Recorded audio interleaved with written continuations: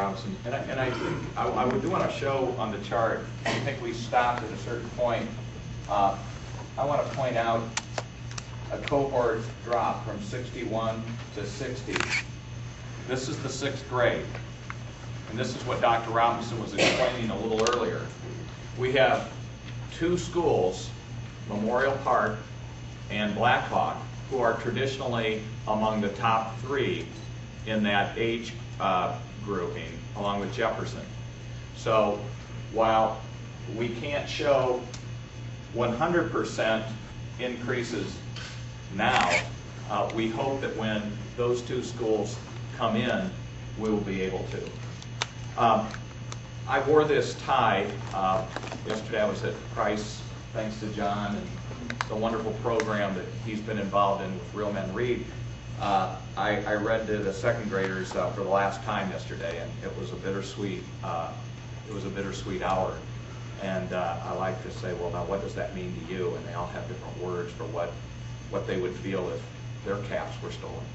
And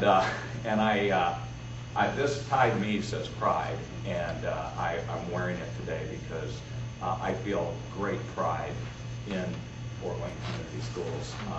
When we put together our vision statement, we sat around one Saturday morning, only 3 of us, we didn't break the open door law.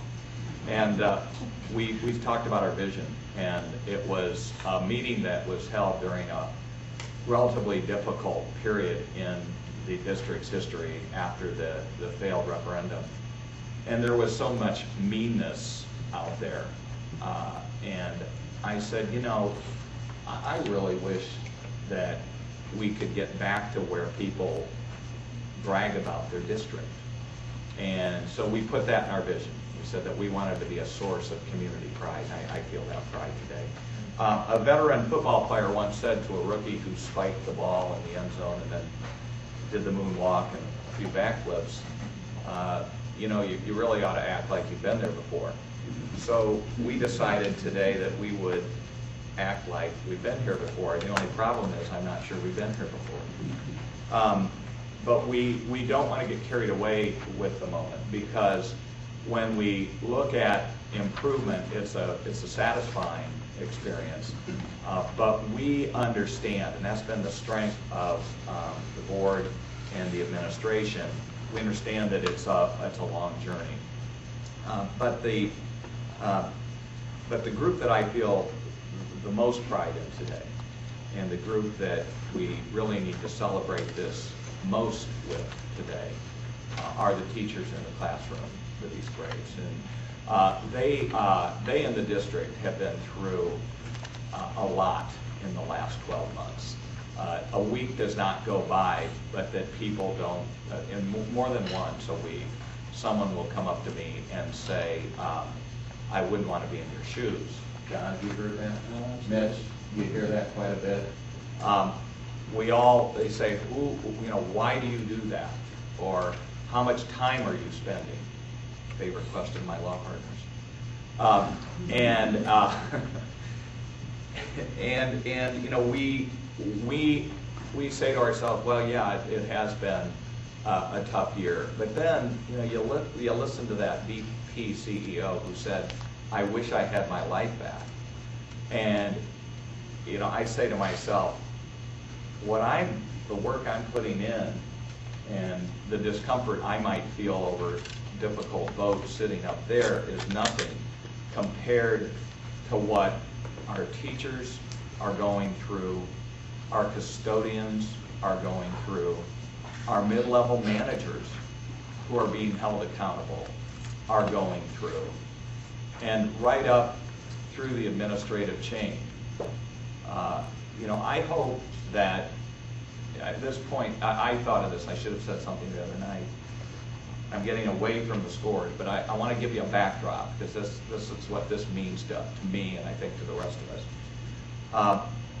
We had a committee that came up with a very difficult decision with regard to custodial staff. And I wanted the people on the committee to be named because I wanted the media present and those watching to recognize those are the same names and the same people they see doing countless other tasks for the district. That is, we tend to throw the very same people into all kinds of tasks because the district has made lots of hard decisions over the last 4 years. But all the while we've been doing that, we've never lost focus on what our core mission is. And that is to work and support our teaching professionals who have this awesome daily responsibility and have risen to the occasion despite the enormous pressure and stress placed upon them by outside forces over which they have no control. And this is their day to revel in their accomplishment. And I am so proud of the work that they have done and their willingness to stay focused throughout this difficult year. Now, just going back to the sports analogy, they win the big game, and what does the coach say? He says, well, we're going to enjoy it for a little while, but then we're going to get back to work.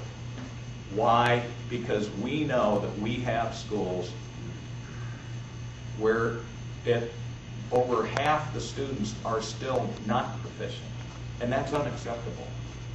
We recognize that we still have yet to attain our goal number 1, eradicating the achievement gap between various groups of our students.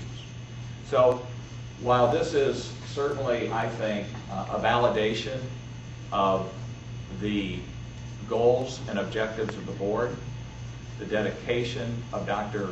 Robinson and her staff, and the above all that, the dedication and focus of our teachers and the support of our staff in all the ancillary services that we provide, from the bus drivers to the custodians to our security folks. All of them have come together to help bring about a day like today where we can celebrate, but only for a while, and then we'll roll up our sleeves and get right back to work. Dr. Robinson, did you want to field some questions and answers?